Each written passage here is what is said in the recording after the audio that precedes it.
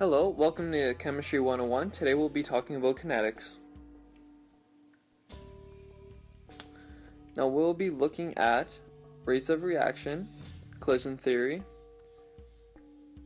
reactions with activation energies, transition theory, mechanisms, and catalysts.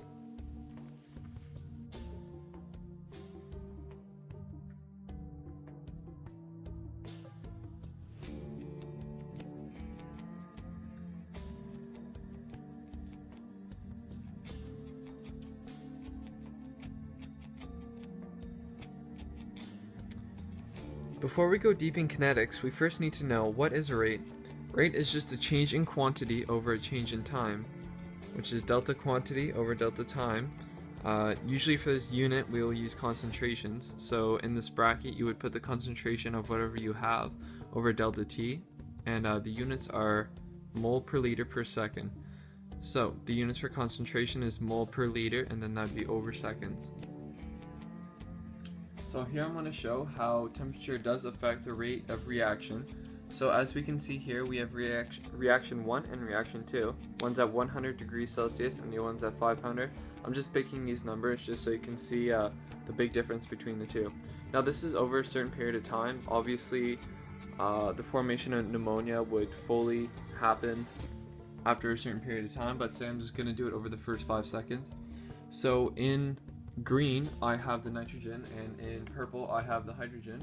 So we see in reaction 1 how not all of it is formed to pneumonia, yet we only have one molecule there and there. But for reaction 2 it all transfers over to ammonia.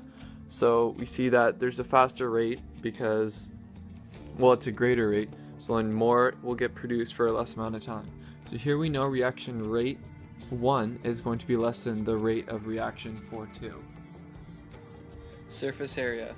Surface area directly affects reaction rate because if you have a solution like the one on the left, only the solid on the outside of the pile can react, but if you stir the solution, it increases surface area and lets more solid come in contact with the water like the one on the right.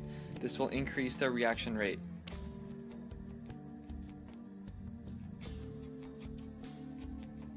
So what is a catalyst?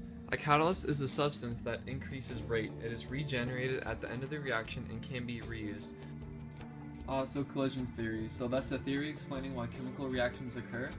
It explains that reacting particles must collide successfully with each other. So factors that affect collision theory are the concentration, surface area / orientation, the nature of reactants, and temperature / activation energy. The reason why I haven't split these up into 6 different sections is because, for example, orientation and surface area do influence each other, and same with activation energy and temperature. How concentration affects collision theory. So as we see in the first box, there's one purple circle for 7 green circles. Obviously it's going to be harder for that purple circle to find a green one to bond with or to react with, rather than the second one. Well, there's 6 purple with there's also 6 green. So in the second one there's going to be a greater concentration, therefore the rate of reaction would be greater. So that's how collision theory affects the rate of reaction. Surface area and orientation. So as we saw previously in the video, surface area, if you mix something, it's obviously going to have a greater surface area because collisions can only occur at the solid surface. For example, if you want to make a campfire, you're likely going to start with paper and small twigs rather than a huge log. I'll explain how that influences orientation in a second, or how they influence each other. So here we have nitrogen oxide and nitrogen trioxide. So the purple is nitrogen and the green is oxygen. So for orientation, they need to be hitting each other at a right velocity, so a right amount of energy needs to be there, and also orientation. So a nitrogen would have to hit an oxygen for the reaction to occur. So here we're going to see 2 oxygens hitting each other and they're just going to bounce off. And then again 2 oxygens, but here we have a nitrogen and an oxygen. So that's going to form 2 molecules of nitrogen dioxide. So if we're going to stir something up, it's going to have a greater surface area, which is going to give it more possibilities for orientation, and more possibilities of them hitting each other in the right orientation. Nature of reactants. So the physical and chemical properties such as state and type of bonding influence rate of reaction and is a part of collision theory. So as we can see in the first chemical equation, these are all aqueous, so they're all just floating freely in water. So there's no bonds to be broken, so it's almost going to happen instantly. So it's going to have a very, very large reaction rate, so it's going to be fast. In the second one, there is a bond here. So it's going to take more energy to break this bond to then form CO2. Therefore, the second equation is going to have a slower reaction rate. So that's how the nature of reactants relates to collision theory. Temperature. So basically when something has more temperature, it has more energy because it's moving faster. So it's going to have more kinetic energy, therefore it's going to have more collisions. So it's going to have a greater reaction rate. Activation energy. So here I have two diagrams explaining what activation energy is. So when molecules break down and their bonds are broken, they just don't all of a sudden gain or lose energy. Energy has to go in for those bonds to break. So as we see in the first diagram here, we have an endothermic reaction, which means that energy is taken in for this reaction to take place. So it's going to have a big activation energy, as we can see from this graph here, because the bonds need to undergo a great amount of energy to break down and then form what is up here. So this is the products and this is the reactants.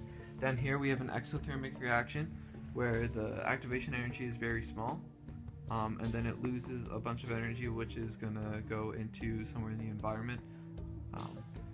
For a simple analogy, I'm going to use an elastic rubber band. So when it's just sitting here, it has no energy, but before you break it, before you separate it, you have to take the elastic band and stretch it out, and as you stretch it out, it's going to get more and more and more energy, and then until it finally breaks. I just want to show this little drawing in this video. This is a little illustration that I recopied from the textbook on page 472. So we can see here this is directly related to activation energy, also known as threshold energy, the amount of energy needed for a reaction to happen. So we can see this dotted line right here, that would be E activation, so activation energy. So everything on the right of this line, that will be the amount of stuff that would actually react, and on the left we see that everything it didn't react, it's still staying the same because there's not enough energy to get over this activation energy. So we have energy and fraction of collisions, and this is a demonstration on how temperature can affect activation energy. So temperature 2 is going to be greater than temperature 1, so that's more products will be made on this side than on the side on the left side of the activation energy, while temperature 1 has a smaller temperature, so there'll be less products. Transition state theory. Now we can use transition state theory to explain what happens between the reactant and the product stage. As we can see in the little reaction I have here, I have BrCH3 plus OH, and then we have the transition state, and then Br, and then CH3OH. Now the middle part, that's what we'll be looking at today. Now this middle part here, which is the transition state, that will be happening on the peak of every activation energy diagram, or potential energy diagram, sorry. So this step here happens at the top of each one. So what happens is, here we have two molecules, BrCH3 and OH, and as we can see here, we do dotted lines for bonds that are being broken or forming. So we can see the bond being broken from the Br and the carbon right here, and we see this one that's going to be formed between the OH and the carbon. And here we have the finished product. We have the Br ion here, and then the CH3OH molecule here.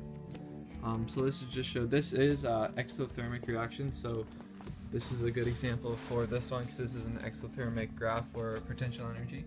So at this point right here, before anything happens, this is the stage that it's in. At the very top of the beak here, this is where the transition state is, so that one corresponds with the very top, and then this one is finished, and then that will be along the bottom line here. Elementary reactions. So a reaction mechanism is a series of steps that makes up an overall reaction, and each step is called an elementary reaction.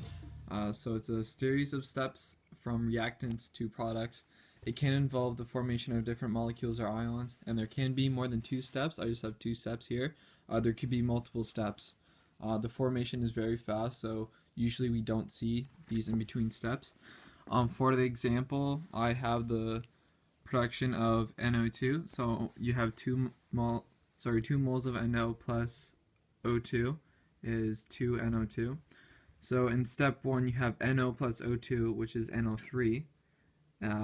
So in step 1 it's produced NO3, but then right away in step 2 it's consumed. So NO3 plus NO, which is what we had at the beginning, gets formed into 2NO. So the elementary reaction, the NO3 here, gets produced and consumed right away, and that's what an elementary reaction is. Molecules that are formed in elementary reactions and consumed, like NO3 here as I just showed, they are called reaction intermediates. Even though they are not a part of the reaction, they're still very important for the overall reaction to take place. They're also useful for chemists who are trying to find evidence to support a proposed reaction mechanism. Rate determining step. So all elementary reactions and mechanisms all have different rates. Usually one elementary reaction called the rate determining step is much slower. So as we can see, these are 3 funnels here, and the smallest funnel can only let out a certain amount of water per a certain amount of time. So the rate for the whole reaction would be the rate for the smallest one, because it really doesn't matter what the other 2 can do, it's all independent of the smallest one. Now here we have an exhaust system, headers, downpipe, and then the mufflers. Now it's the same idea as the funnels. Air goes in the headers, through the downpipe, and then out the exhaust. So it's not dependent on each one, it's dependent on the smallest rate. So say the headers can only let out a certain amount of air for a certain amount of time. The amount of air getting released is going to be the rate of the smallest one. So if the headers has the smallest rate, that's going to be a rate for the whole reaction. Same with the downpipe and the exhaust, and the muffler, sorry. So as we saw earlier in the video, catalyst is a substance added to the reactants to speed up the reaction. Now that we know about reaction mechanisms and all that, I can better explain it. So they are an alternative mechanism with a lower activation energy, so it does speed up the process. So in the first one, step 1 here, we would add A plus the catalyst, and that would make A catalyst as like 1 molecule, and then that molecule would be consumed right away with B to form AB plus catalyst.